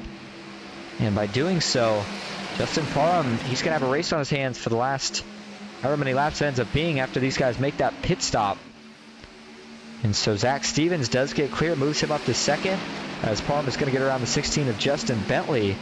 Stevens able to go low. That won't take him any time to get around the 16. And so now Stevens jumps in behind the 19 of Justin Parham. And let's go to the roll bar view and see kind of line he runs. So notice Stevens is running a little bit of a bigger arc into the corner. In fact, what he's also doing, oh, Parham's going to pit. Justin Parham bails out for a pit stop here. Wow. That's a really, really early stop for Justin Parham. Uh-oh. Hold on, Brody Benty. Brody getting in really, really hot there. Did he get it woed up in time? He may have. It's going to be close, but looks like David Traylor, Fred Anderson also going to make their final stops here. I don't know about that call from Parham. Man, I just don't know. Usually when you're the leader, it's the best to stay out the longest. Stevens proved that in stage 2. But by him pitting early, he'll have the advantage here at the start, but at the end, he's going to be having to play a lot of defense on Zach Stevens. This just tells you that Parham thinks that the clean air is worth that much here. And now we'll see how Zach Stevens reacts as he stayed out another lap. He did not counter-react or counterattack, if you will, that move with a pit stop just a lap after. But at the same time now, I will say if you're Stevens, you got to be careful here. We went back green with 40 to go, and Parham tried the split in half strategy just about, where he's going to run this thing half and half. You don't want to get caught staying out too long here if you're Zach Stevens, because then you may not have enough laps to utilize those new tires. But right now, he wants to continue to stay out. Let's go back and see if we can't do a brief comparison of lap times. But before we do, there's Jay Stinson, another one of the Venom Racing drivers, as he makes his final stop here of the night. All right, so if we go all the way back here to Justin Parham, who currently runs in that 11th position, and let's see what his lap times are looking like for the moment. So right now, you can see it on the bottom of your screen. This is going to be on fresh tires. This will be his first lap. So I guess I should say we'll go back up front to Zach Stevens, a 31.9 that last lap. And then you compare that to, again, what's going to be Justin Parham's first lap under full speed here. And looks like it's going to go down as a 30.594 to a 31.9. So that's almost a second and a half of fall off. And so, yeah, there's going to be a pretty big deficit here that Zach Stevens is going to have to make up here. Each and every lap that he stays out, it's only going to be worse. I really don't know about this call here. I mean, you know, if you're Zach Stevens fans, you're rooting for him. I'm rooting for him in the sense here of he needs that win to a degree as, oh no, Keith Prince locks it up. He's going to go for a spin into the pits. And the bad day for Keith Prince is going to get a little bit worse now, as the 03 who is looking to advance to the next round. He stands right now back in that 13th spot, tied with Stinson, and I don't know that he's going to be able to get through unless some sort of miracle were to happen. We're going to need to start getting some cautions pretty soon. Nonetheless, Prince is going to pull it in here, and we'll see what he can do. So Stevens continues to stay out here, man. I'm telling you, him and everybody else that's staying out, I just don't know how this strategy is going to turn out. I mean, the gap that Parham is going to have on these guys when they come out of the pits is going to be huge. And, you know, if we get a caution, then maybe it works out in the favor of Stevens and all these guys that are waiting longer to pit. But, I mean, we'll keep an eye on that gap. But, again, Stevens and Redinger stayed out yet another lap. Chase Greer, Matthew Fritz still in pause. They're all going to bring it down for their pit stops right here. In fact, Dylan's making his way out of the pits. But Chase Greer, Matthew Fritz, the last two, or rather two of the last three Venom Racing teammates that need to pit, they're going to make their stop right here. So now that leaves just Zach Stevens and Kenneth Redinger out on the racetrack. We'll see if Zach Stevens brings it down this time. I have a good feeling he probably will, as at this point, yep, sure enough, there he goes. Redinger's going to follow. And so now the big question is, it's arrived. The race is on. I mean, here we go. What's it going to be? Look for where Justin Parham's at. He's got to get a lap back. Now, what does Zach Stevens take here? That's the other big question. Is he going to take 4 tires and fuel? Or is he just going to take 2 tires, maybe no tires here? Again, Justin Parham, watch for Justin Parham as that circle dot. He's going into turn 3 right now. Zach Stevens just works his way into the box. He's taken 4 tires, or at least right side tires. I don't know if he's going to take 4 here. Let's see. No. Oh, man, that's a bold call for Zach Stevens. I don't know if that's the right one. He chooses to only take right side tires, and the problem is he is still going to get passed by Justin Parham. Oh, man, Zach Stevens, that may end his shot at winning this race. Because, again, not only did he get passed by Justin Parham, but he also only took 2 tires. And I do want to go back to confirm here, but I believe, as long as I remember right, that Justin Parham took 4 tires here. In fact, we'll have to scroll all the way down to this here. Let's see if Parham did indeed decide to take 4 tires on this pit stop. I could have swore he did. And I want to make sure here because that can obviously make a really big difference here on how this thing plays out. So here we go. Let's speed up the pit stop here. This was Justin Parham. And again, this was quite a while back. But as he works his way up to his box here. And when he brought it in, watch for the right side to get jacked up. And let's see if the left side gets jacked up as well or if it was only right. Nope, left side got jacked up as well. So Justin Parham took 4 tires. I just don't see any way this works out for Stevens at this point. As Nancy says in the chat, they were hoping for a caution. Yeah, that'd have to make sense. That's the only strategy I could think, but I just don't understand it in the sense of Stevens had got back up to second and was on Parham's tail. If he pits with him the same lap, I think he's got him in the long run speed, but instead he just stays out so long that, I mean, look at the gap between the two now. You can see Stevens is all the way back in the 9th spot, almost 7 seconds back. He's just got no chance now. Actually, he's back in 9th, and I mean, that's going to be a head scratcher for me here for the rest of the night. I just don't know what the strategy was there. Even if he would have put it a couple laps after Parham, maybe would have had a chance, but that 2.5 fall off, it bit him. And now the question comes down to who's going to win this race, and it's not any of the people we necessarily thought were going to, except for that 19 of Justin Parham. You can see continues to lead, but Mark Beverly still in the fight here, about a half a second back. What does that 97 machine have left? Does he maybe have enough to try to get back to the front here?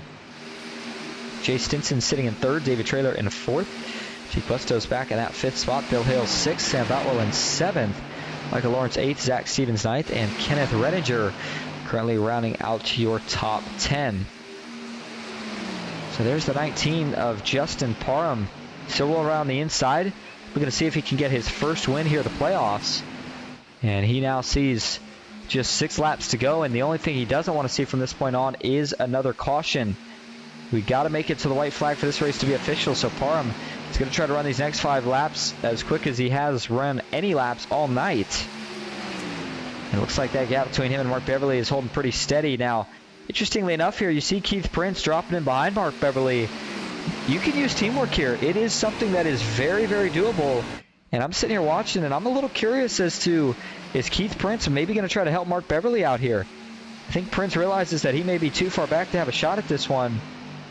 And so, you know, we'll see what he does here. Maybe he does choose to stick with Mark Beverly. If he's got fresher tires, he can stay close in the corner and then push down the straights. But Jay Stinson, he's starting to creep back into the picture. He's actually closing this gap on all of these guys, as he's got the gap down now to about a second.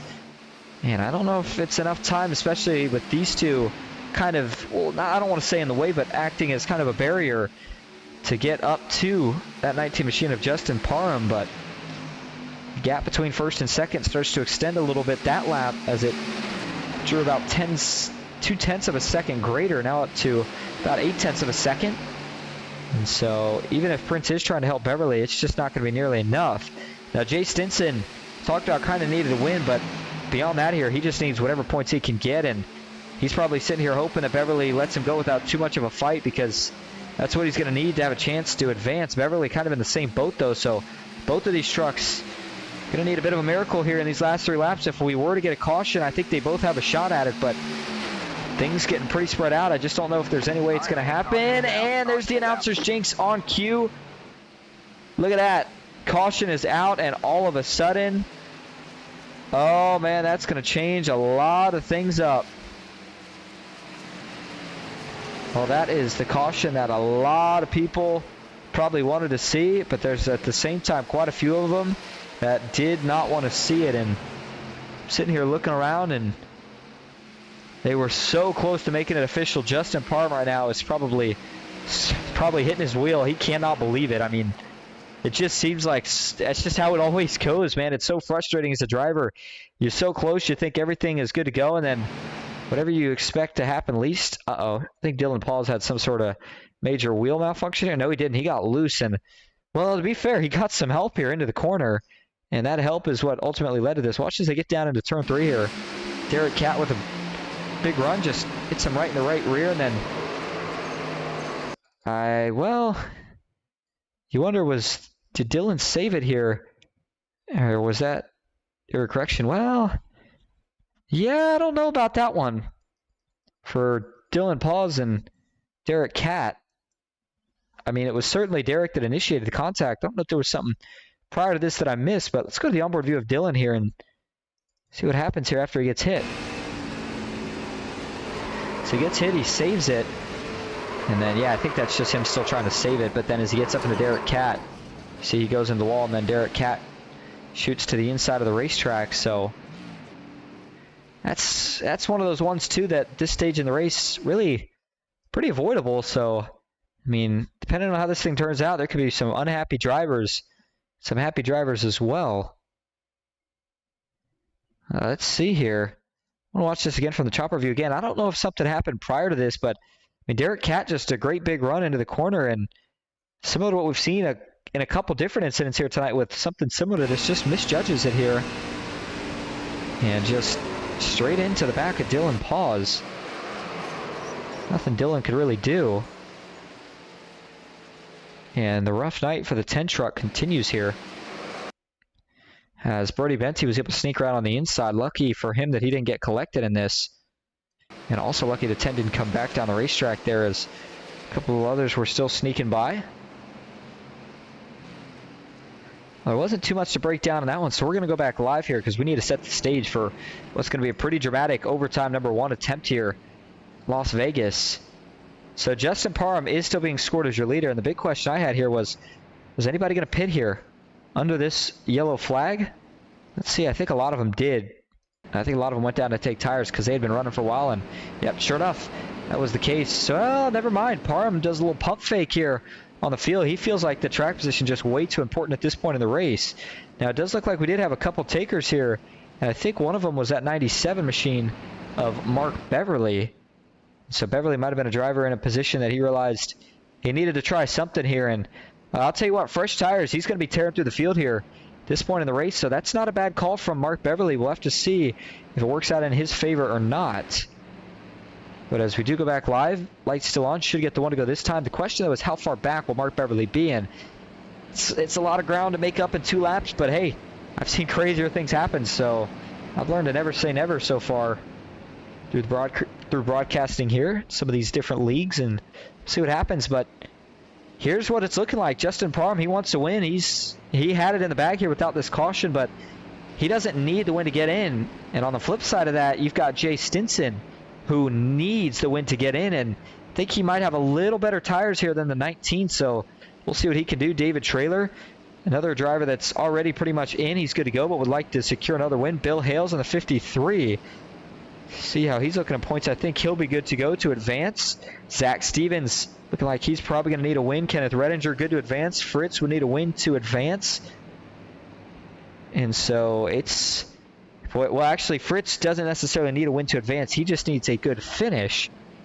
And so, again, the big 2 I think up there that you got to keep your eye on is going to be, of course, Jay Stinson, number 1, and then Zach Stevens, number 2. Both of those trucks going to have a good chance at it here with what is going to be just a 2-lap shootout here in Sin City to decide it. Again, let's break down the rules of overtime again for you just in case you forgot. 2-lap shootout. We've got to make it to the white flag for this race to be official. If we don't, then we'll rack them up and try it again.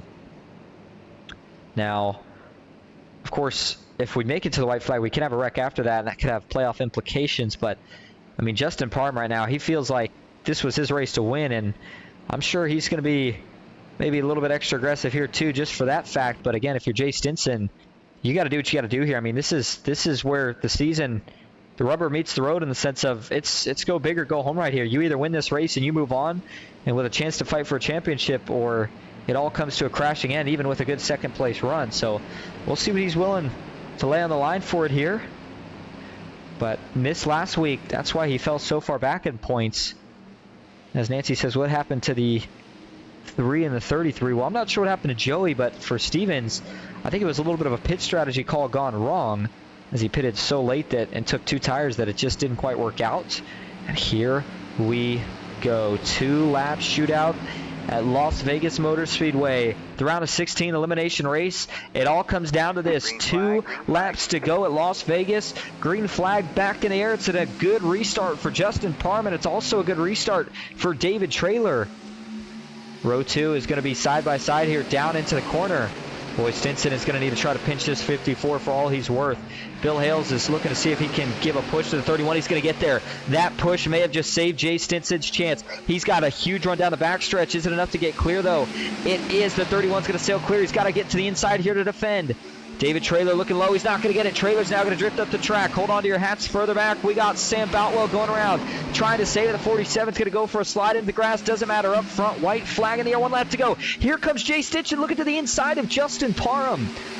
Oh, my goodness. Jay's going to have to sail it into the corner here. He's got to find a way to stay alongside this 19 truck. Kenneth Redinger gets clear on the bottom. He's probably not going to aid much of a push to the 31. Watch for the 3 wide. 24, does he look to the inside? No, he doesn't. He's going to push the 31 into the corner. Parham up top, Stinson down low. The 97 Beverly tries to shoot the gap. He gets loose. Jay Stinson looking for the slider. Can he get clear? He's got to get into Kenneth Redinger. It's not going to work. He wrecks at the line, and it's Justin Parham that takes home the win at Vegas. Stinson comes up just short. He won't advance. Parham is able to hold on to a race that he dominates the 3rd stage in. Oh, man. What a finish, but not the ending that Jay Stinson wanted. He had it in the bag off of turn 4, but then all of a sudden out of nowhere, Redinger made the move to the bottom. Jay got into him, and after that, I think the rest was history. He brings home that 3rd place finish, but fortunately that will not be enough to advance, I don't believe. And we'll still see how things pan out, but I just don't think that's going to be enough point-wise. That's heartbreak for Jay. Let's look at your results here while Parham burns down the house. He is your winner here tonight. Bill Hales brings home 2nd. Jay Stinson 3rd. Kenneth Redinger in 4th with Jake Bustos in 5th. Zach Stevens in 6th. Chase Greer 7th. David Traylor in 8th. Matthew Fritz in 9th. And Justin Bentley rounds out your top 10. Michael Lawrence 11th. Brody Benty in 12th. Joey Hickox 13th. Dylan Paws in 14th.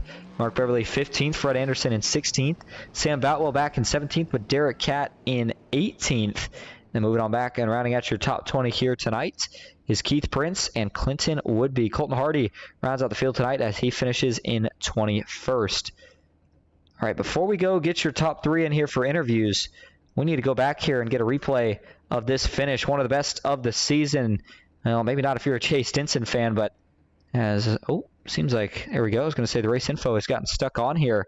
Well, I'll tell you what, either way, you got to give Stinson a load of credit. I mean, he tried everything he could here, and honestly, I think Redinger helps him out here in terms of the 24 had the option to jump low here, but he didn't. Instead, he's going to give a huge shot to the 31 getting into the corner, and you know, normally that push would get the 31 up the racetrack. I think at this point, though, on fresh tires, that just gives him a little bit more speed through the corner. And then when Beverly and Redinger got together here, I thought they were going to be out of it. But then as they get off of 4 right here, let's see what happens. Jay's drifting up the racetrack here. He's driving this thing for all it's worth, and Redinger's able to just sneak under.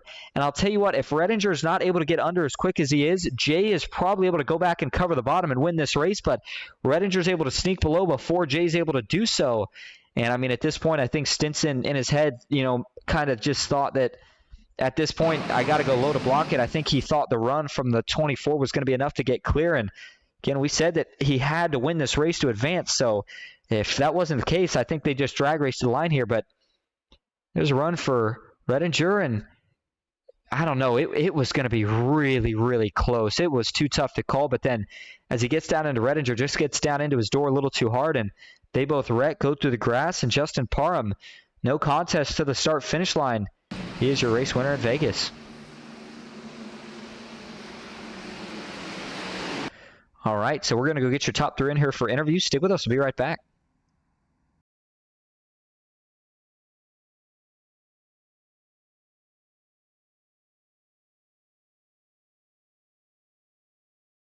All right, going to start first here tonight with your 3rd place finisher, Jay Stinson. Jay, this is Austin up at the booth. You got a copy?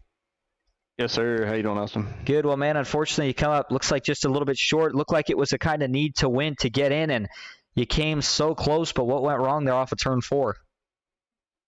3 wide, racing for the win, and you know, it's just one of those things where you're fighting to get in. I thought he would cut the corner a little bit sooner. I don't know. Yeah, I like Kenneth and Parham, and we always run clean, and I think I kind of came down a little bit early to try to cut it out, and I may have got into him. I don't looking at the wheels and stuff. We'll just have to go back and look at it and see. But you know, it's a tight race. I had to win to get in. I was doing everything I could to make that happen, and you know, I probably made a mistake somewhere in there. Well, I know it still is, you know, heartbreaking to not quite make it, especially as close as you came, but overall, still a good season to make it this far and have as much of the team as you have in the playoffs. I mean, overall, before we let you, you know, head out and shout out for the final time, how did you feel about this season with Venom Racing? The team's been great. It's been fun running with Joey and Matt and, you know, our new teammates with Chase and Zach. So it's been a lot of fun in the Discord, having a good time and just enjoying the races. So it's been great. It's been great. It's been a solid year for us. Our points and everything have showed it, and we've worked well together. So it's been great. Absolutely. Well, before we let you head out here tonight, is there anyone you'd like to thank or shout out?